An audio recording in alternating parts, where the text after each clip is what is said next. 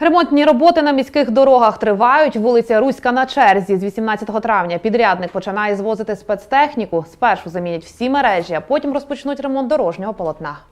Відрізок дороги від вулиці Сагайдачного до Шевченка перекриють уже цими вихідними. Ми приступаємо вже зараз до заміни мереж. Зокрема, будемо міняти каналізацію, потім будемо міняти водопровідні мережі і вже після цього приступимо до ремонту дорожнього полотна. Працюватимуть робітники цілодобово. Схема об'їзду ділянки, на якій будуть проводитися роботи, буде наступна. Через вулицю Яремчука, вулицю Добровольського, вулицю Лук'яна-Кобилиці, вулицю Сагайдачного, Руська, Зелена, Білоруська.